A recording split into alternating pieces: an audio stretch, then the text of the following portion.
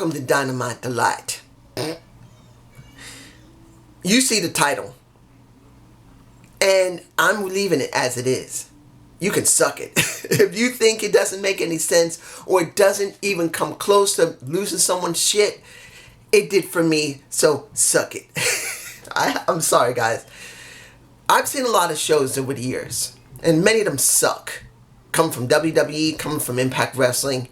But this show itself, it struck a nerve with me that just made me laugh my ass off. Now, taking away from that incident, which I will talk at the end of this review, was this a good show? Yeah, we got a good amount of content, which leads into Full Gear, which is very good. First thing I'm going to talk about will be Moxley and Kingston. Now, they showed a small segment of what happened after the show happened, and how Kingston was pretty much laying it out. Only thing he didn't do was say, WWE, fuck you. That was the only thing he didn't do. He pretty much laid it out that he loved Moxley, and he sold out, went to WWE, Sports Entertainment, and left him behind where he was with nothing. And he's so angry and so bitter about it, and he doesn't give a damn. Then we got Moxley, who pretty much said, you know what, I love you. And he says it to Kingston, I love you, man. You're one of the few people that don't change in this business until now. And I'm so done with this. So we now know there's going to be a I Quit match at Full Gear. And he pretty much says, when Full Gear comes, we're I Quitting. And either one of two things happening. One, either you're going to turn back into the friend that I love, or I'm going to destroy your ass. Fine. I actually am very fond of seeing how this is going to play out. Because when you see Kingston and Moxley, they basically are what they are. Maybe they're cranked up a little bit higher than what they are in the ring. But let's be honest. This is how these guys were acting when they were younger. Let's be honest. They even said it themselves. Look, they acted that way when they were younger, and they toned it down as they gotten older. They've learned. So seeing how they acted before and how they're acting now is actually interesting. Not everyone's going to agree with me, but at least it is something you can enjoy. Now, our first match of the tournament that's going to find out who is going to be the number one contender after Full Gear. Now we got Jungle Boy versus Warlow. Oh my goodness. Warlow annihilated Jungle Boy. Yes, he did get some defense in, which I'm not totally fond of, but he had to get it in because Jungle Boy could not be totally destroyed. He is a fan favorite, so he had to at least get some level of offense in. But Warlow no-selled most of that match, and then he did the F10, and with a small guy like a Jack Perry and a Jungle Boy, and the Jungle Boy Jack Perry. You get my point. He takes him and spins his ass around like a top. Yes, Jungle Boy does help him do that extra rotation more than Brock Lesnar does. But that damn thing is freaking impressive. It looks like he tried to corkscrew his head off his body while he's flying in the air. He almost ended up like a damn rotor on a helicopter. And he destroys him, which there's no problem with. It needed to happen. That was the most impactful match. And I did like it.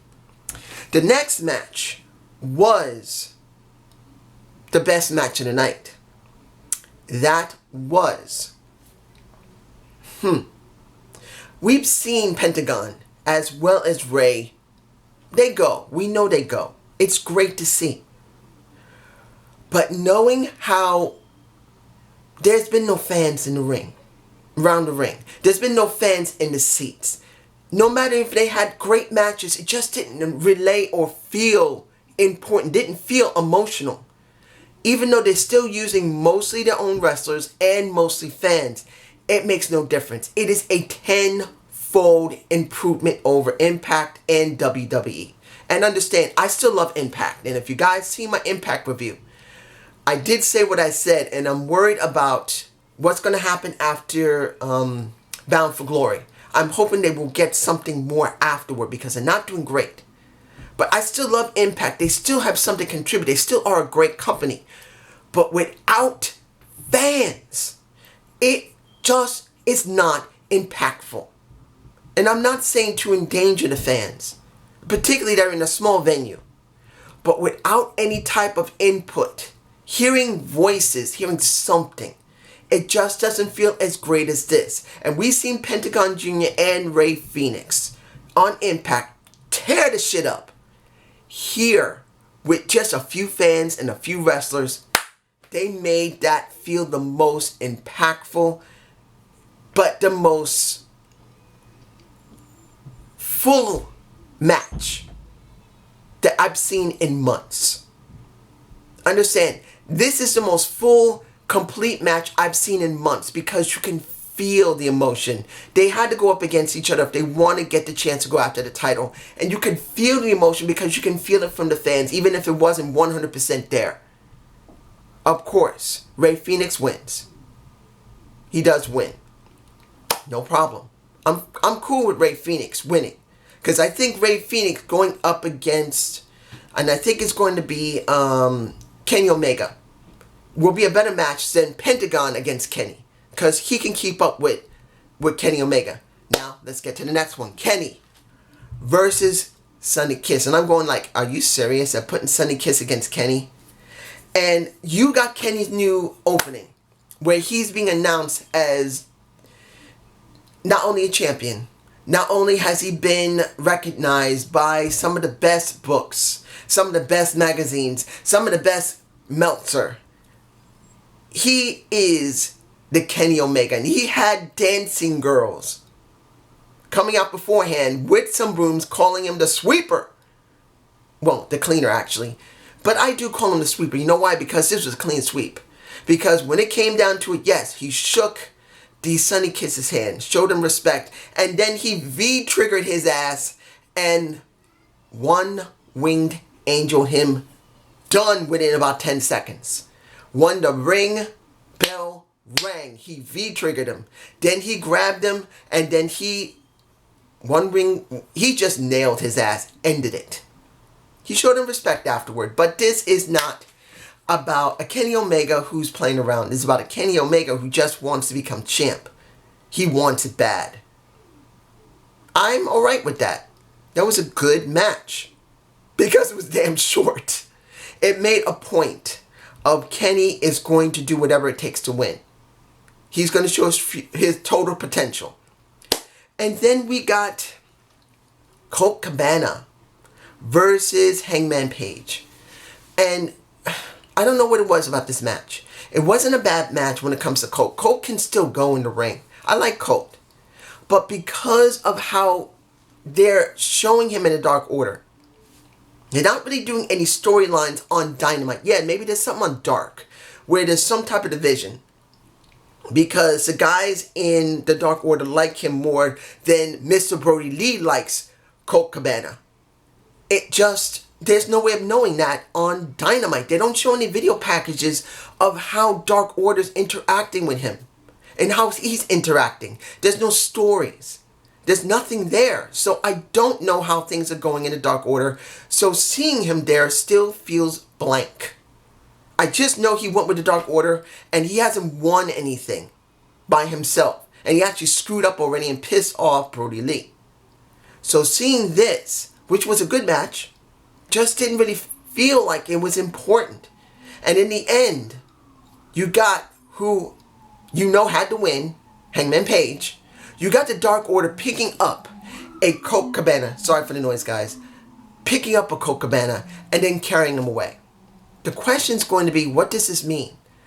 Are they going to start showing what's going on in the background of Dark Order? Because as far as I can tell, I don't know what's going on. And I'm not going to watch Dark because I'm not really interested in watching Dark. Unless you guys give me a reason, I'm not going to watch Dark and I'm not going to review Dark. I just don't feel it. Now, Taz had his moment. Taz with Cage and Starks. And he's pissed that Darby Allin's getting the shot against... Why? That's what he's saying. How come my man, my monster, my Brian Cage and Slick Rick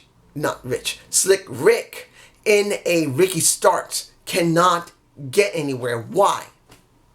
And then Ricky Starks talks. And I liked how he talked. Made it very clear that he's going to take a Darby Allin and string him up by his Buster Browns. He's going to get rid of his ass. And I know not everyone likes Ricky Starks. I know one of my subscribers, or two, just can't stand him.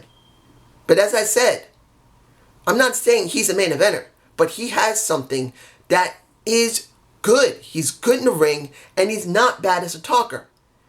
Now, he's not everyone's cup of tea, but he is doing a decent job in his role. Now, Darby Allin had his moment with Steve-O. I don't know. I mean, I know Steve-O must have got a kick working with Darby Allin, because Darby Allin and Steve-O have a lot in common. Darby really doesn't care. He is going to put his body in a way that is just as destructive as Steve-O was when he was in Jackass. And seeing him fall off of the edge of how you, when you're in a skate park, that was a bit violent. But that's just how Darby Allin is. Now, that is also something that's a cup of tea to everybody else. Maybe you like him, maybe you don't. I still think Darby Allin is the next coming of Mick Foley. And I just wish Mick Foley would come to AEW and say, Darby Allin, I endorse you. That's what I wish he would do. That's just me, guys. Tell me below. Let's see here. What am I forgetting? If I'm forgetting anything, I'm sorry, guys. We got the Fatal 4-Way. Private Party versus Silva and Reynolds. Who, I gotta say this about Silva and Reynolds. They're not a bad match from Dark Order, but I'm gonna be honest. I'd rather see Evil Uno and Stu Grayson. I think they're a way better team and got more character than when it comes to Silva, who acts like a moron. Now, I'm not saying that he's doing it on purpose because he is an actual moron, but they got him genned up as a moron, just stupid. And I don't agree with it. I know he's a sort-off runt that's got to try and compensate for and make himself feel important, but I think he's gone too far with it. It just doesn't feel good to me. Now, we got, along with that, we got the Bucks, as well as we got, who was the last one? The Butcher and the Blade, and now Bunny is back, which I'm sure many people are very happy about. It was a good match. It was all about the Bucks, which was obvious. I wasn't surprised. I wasn't astounded. This had to be a FTR versus the Bucks. And in the end, the Bucks destroyed everybody.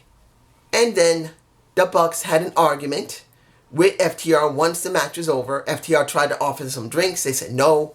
Then they started fighting a little bit, and then they got a little help from a little Teddy who was coming into the ring with a chair, blindsided them as they were fighting, and then I believe it was Matt who pretty much got his ankle messed up.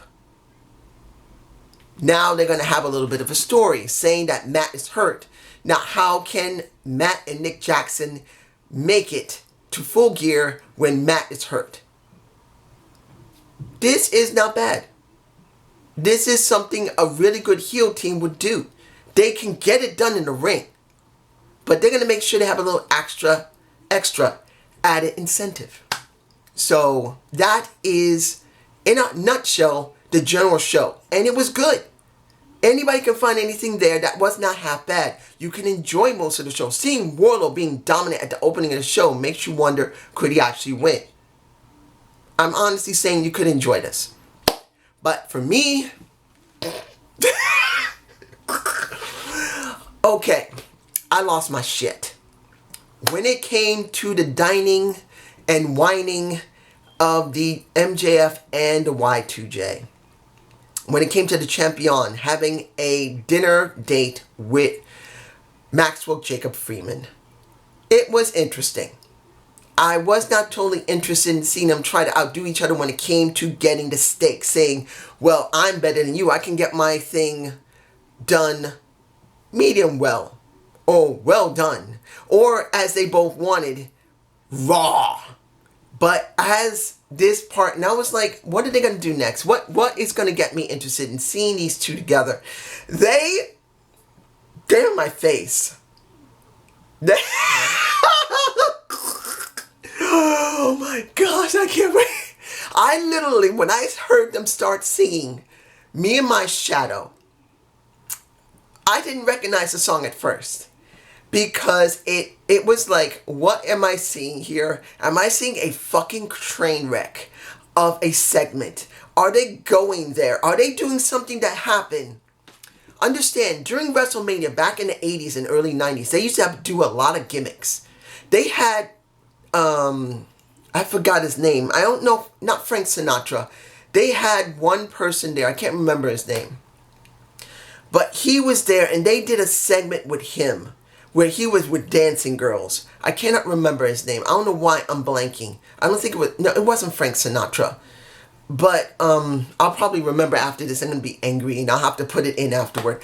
But pretty much, it reminded me of the spectacle of how WrestleMania used to be.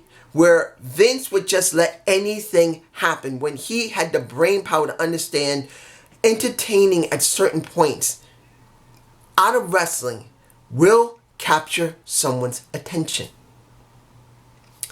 And when it comes down to it, this caught my attention. I legitimately lost my shit. I just started, as I'm writing my notes, I legitimately just started I just started laughing. I could not stop laughing. I legitimately was laughing so hard I was losing my breath. And I just didn't know what was I looking at. Was Chris Jericho that incredibly nuts to put a song and dance segment in this show? To the point where when him and MJF were dancing with a whole bunch of dance girls and they were holding on to them. I believe I got a shot of those two women where they were dancing with them. And then they do the dips and they both at the same time drop their asses. I just laughed harder. You guys do not understand what using spectacle can do for a show when you do it right. Yes, was it corny? Yes, fuck it was. Will everyone like it? No. There's going to be a lot of people that think it's totally stupid and it's an old man thing because they use an old song of Me and My Shadow. But trying to make it make sense because they're going to be doing their town hall next week to see if MJF and Warlow will join the inner circle. Well, I think MJF is going to join the inner circle and Warlow would just be his tag along. They're trying to make it seem that MJF is trying to really imitate and emulate Chris Jericho without trying to imitate him because he wants to be his own man, but then he doesn't want to be his own man because he just wants to kiss ass because he has his own way. That is what's going on here. And this segment epitomizes it. And particularly when it was all over and they sat down and sat in front of their raw steaks and they called for Velma, I believe her name was Velma, because they were messing with her in the beginning of that entire segment. It was beautiful. This is spectacle done right. It's not where spectacle done wrong and it takes over the entire show. This is adding to the show. Now, did this bring it up a notch? Hell fucking yeah it did. Will everyone like it? No. There's a lot of young people going to think it's totally a waste of time. There's going to be some hardcore fans that will understand it and will think it was epic. And then there's going to be the older fans, somebody who's near my age or older, that's going to say, oh, that's a WWE thing. For me personally, it did remind me of a WWE thing, but it's its own separate thing. Because let's be honest, the WWE is not doing it. Vince is a stupid man that doesn't remember what he used to do. So this is no longer a WWE thing. This is just a thing that someone did to really bring the fans in. I'm sure there's going to be fans that have never seen wrestling that's going to look at this and say, what the hell is that? That's interesting. Or what the hell is that? That sounds stupid or is stupid. I want to know, are they going to do it again? But this is just my point of view. Have a good day. Have a good night. Peace!